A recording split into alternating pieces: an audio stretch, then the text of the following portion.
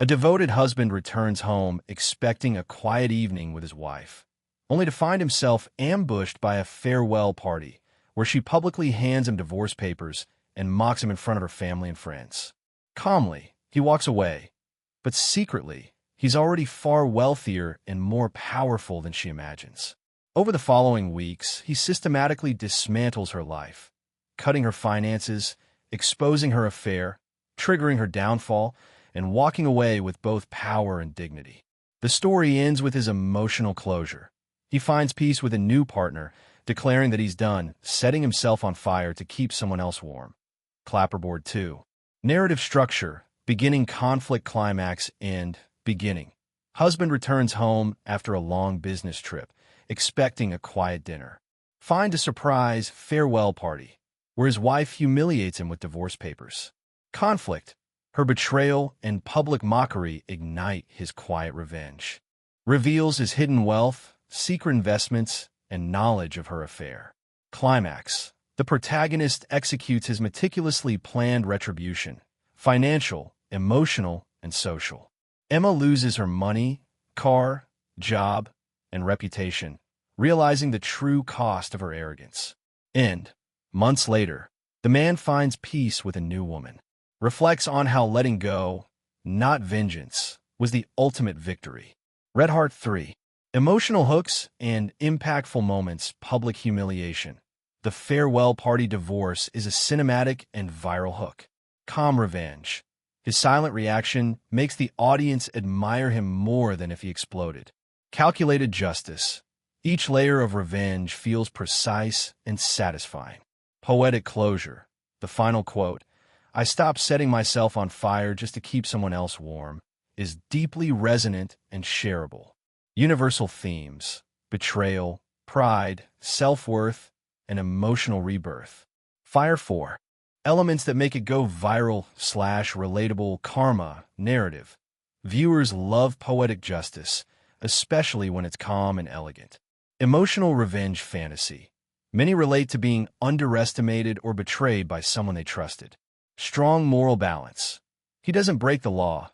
He simply uses intellect and patience. Real friendly structure. Begins with a powerful hook, escalates fast, and ends with a quotable line. Warning 5. Weak points: cliches, repetition, lack of depth. Revenge steps feel too convenient. Everything collapses perfectly for Emma. Adding one unpredictable element would heighten realism. Limited emotional introspection. The protagonist remains cool and untouchable. We never see him hurt, which could deepen audience empathy. Exposition heavy. Some sections tell too much, e.g., financial maneuvers, rather than show emotion through scenes. Dialogue gaps. The story relies mostly on narration, not conversation, which reduces cinematic tension. Brain 6. Suggestions for improvement: add emotional layering. Show his pain before his control. Use symbolic imagery, e.g., the champagne popping sounded like the last crack of our marriage. Introduce one moral crossroad where he almost goes too far to humanize his revenge. Include dialogues in key scenes for realism. In the ending, explore healing more deeply. Not just new love, but peace with his past self. Direct hit 7. Ideal target audience: adults 25 to 55, especially those interested in relationship justice stories, betrayal arcs, and emotional transformation. Strong appeal to short film audiences, TikTok storytellers, and YouTube revenge/justice narratives. Best suited for audiences who enjoy smart revenge with emotional payoff rather than violence or melodrama. Writing hand summary of the rewrite plan: the new version will be written across 6 sections, 500 words each. Deepen emotional realism while maintaining cinematic satisfaction. Begin with a quiet but powerful opening scene, showing his exhaustion, hope, and heartbreak. Gradually escalate tension and show both internal pain and external retribution. And not just with revenge, but spiritual release. The city was quiet that night, the kind of stillness that tricks you into believing life might finally give you a break. My phone buzzed twice with reminders I ignored. One from my boss about Monday's forecast, another from my doctor about missed sleep medication. I was too tired to care. All I wanted was home. The scent of rosemary in the kitchen, the soft hum of the dishwasher, Emma's laugh echoing from the hallway. When I pushed open the door, the light hit me first. Warm, golden, festive. For a split second, I thought she had planned something sweet. Then the clinking of glasses, the sudden burst of applause, and the banner above the fireplace tore through that illusion like paper. Farewell and good luck. Dozens of faces turned toward me. Hers, her sisters, her parents, her friends. My name was on their lips, but not with affection. It was entertainment. Emma walked over, radiant, flawless in a crimson dress I'd never seen before. Her perfume was unfamiliar too, sharper, colder. She kissed my cheek and whispered, "Come in, honey. It's your farewell." Laughter rolled through the room like thunder disguised as joy. I looked around. Even my own colleagues were here, sipping champagne, pretending this was normal. My heart slowed to a crawl. "Farewell," I asked, my voice barely above the music. Emma smiled, holding out a crisp, white envelope. "New beginnings, remember?" When I tore it open, the room tilted. Divorce papers. Signed. Notarized. She had planned my heartbreak like a stage production.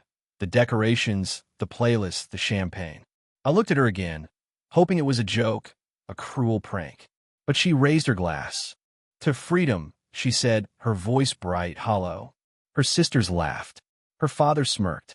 Even her mother raised a toast. "Finally. Now you can be someone better, Emma." I stood there, surrounded by celebration, feeling every eye on me. A lesser man might have shouted, begged, thrown the papers at her feet. But something inside me went still, a silence so deep it scared me. I smiled, just enough to confuse them. "Is that all?" I asked quietly. Emma blinked, expecting anger. "You'll be fine," she said. "You always land on your feet." That line would haunt her later. I slid the papers back into the envelope, placed it gently on the nearest table, and turned toward the door. The laughter behind me swelled, trying to follow me out, but it couldn't touch me anymore. Outside, the night air was sharp and clean. I breathed it in like medicine. Behind the walls of that perfect little house, I heard music and clinking glasses, but it already sounded distant, like echoes from a life that had just ended. I didn't look back. I didn't need to. They thought the story was over. But I had just begun to write the real one. The city was quiet that night, the kind of quiet that feels wrong, like the calm before a scream. My key turned in the lock, and I exhaled for the first time all week. I'd spent nights buried in financial reports, haunted by deadlines, surviving on vending machine coffee and sheer stubbornness. I told myself Emma would smile when she saw me, maybe kiss my forehead and say she made dinner. That fantasy lasted exactly 3 seconds. When the door opened, sound and color exploded. Laughter, music, glasses clinking, the faint scent of champagne and roses. A banner stretched across the living room. "Farewell and good luck." I froze. Everyone I knew, her family, her friends, even some of mine, stood grinning like spectators at a show. Emma glided toward me, red dress shimmering, holding an envelope. "You made it," she said brightly. "Made it to what?" She pressed the envelope into my hand. "Your farewell party, darling. We're celebrating new beginnings." The crowd erupted in cheers. I opened the envelope. Divorce papers. Signed. Dated. Notarized. "To freedom," she toasted. Her sisters laughed. Her father chuckled. Her mother smirked. The champagne sparkled like poison. My chest felt hollow, but I didn't break. I looked her in the eyes, the same eyes I'd once trusted with everything, and smiled. "Is that all?" She hesitated, thrown off by my calm. "You'll be fine. You always land on your feet." That line would become her prophecy. I set the envelope down, walked out into the cold, and let their laughter fade behind me. That was the night I buried the man she thought she destroyed, and started becoming the one she could never reach again. The calm before the storm, the night air bit at my skin, but felt clean, purer than the room I'd just left. I walked until my hands stopped trembling, until her voice stopped echoing. I didn't go home that night. I went to the apartment I'd rented months ago under another name, a contingency plan for a feeling I couldn't explain back then. Now it made perfect sense. Emma thought she'd choreographed everything. The party, the humiliation, the timing of the papers. But what she didn't know was that I'd spent 6 months preparing for the possibility of her betrayal. It began with a man named Imran Khan, a quiet Pakistani investor I'd met through work. He'd trusted me with his portfolio, $38 million in assets. I managed it in secret, under NDA, and he paid me in silence and precision. When Emma handed me those divorce papers, my personal account already held $5.4 million. So I didn't rage. I calculated. That night, whiskey in hand, I opened a folder on my laptop titled Break Glass in case of emergency.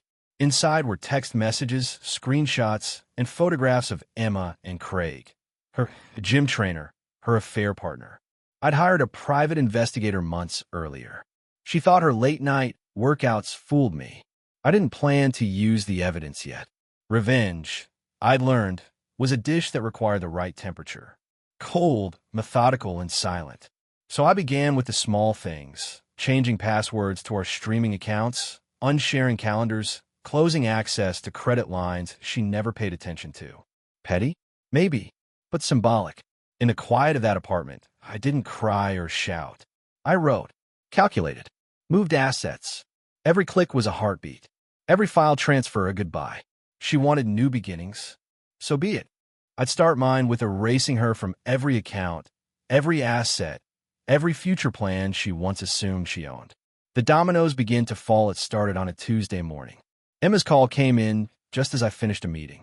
Why can't I access our bank account? She demanded. Her voice trembled.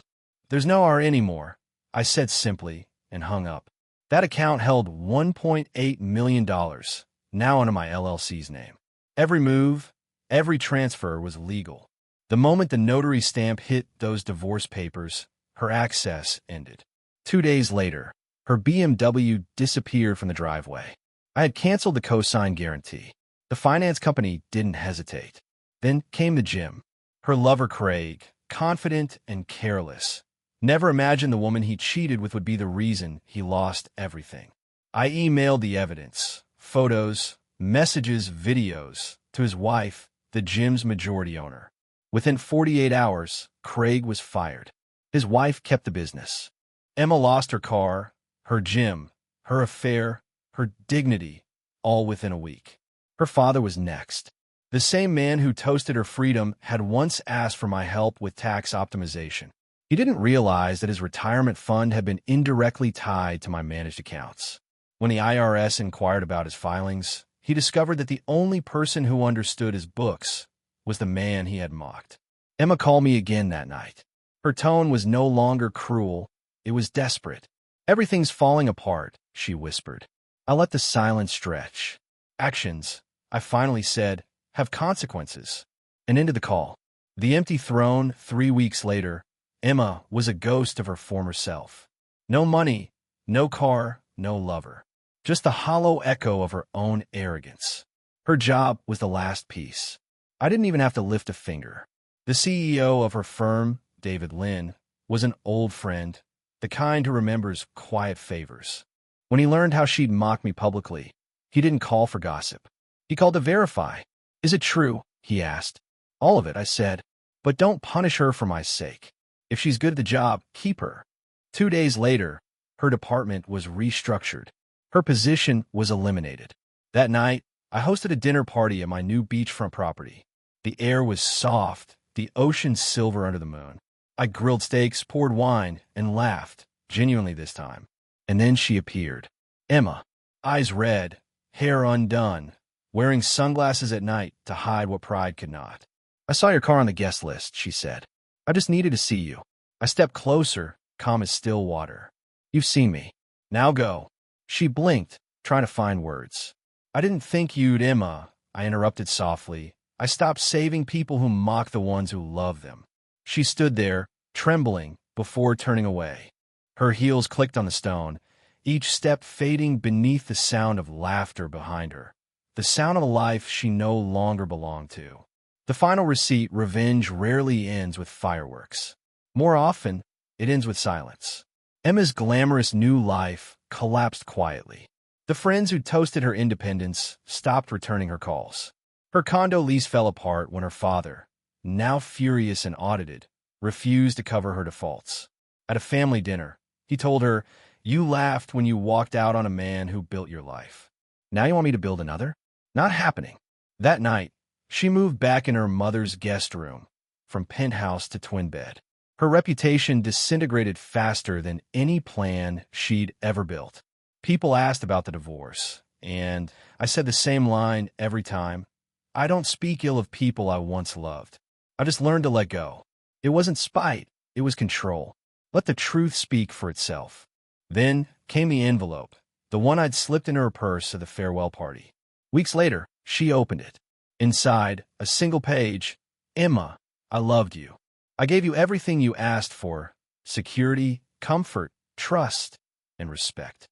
In return, you made a spectacle of ending it. So here's what you walked away from: a $1.2 million trust for our future children, a stake in a startup now valued at $8.7 million, a man who would have done anything for you. You didn't lose me. You released me. No regrets. Just closure." She screamed when she read it. But no one came. Epilogue. The quiet after the storm months later, I sat at a vineyard outside Napa, sunlight bleeding through the leaves. Across the table sat someone new, quiet, kind uninterested in who I used to be. She asked softly, "Are you happy now?" I watched the horizon, the same color as the fire that once burned my world down. For a long moment, I said nothing. Then I smiled. "Yes," I said finally, because I stopped setting myself on fire just to keep someone else warm. We raised our glasses. The air smelled of oak and peace. And somewhere, miles away, the echoes of laughter from that farewell party finally died.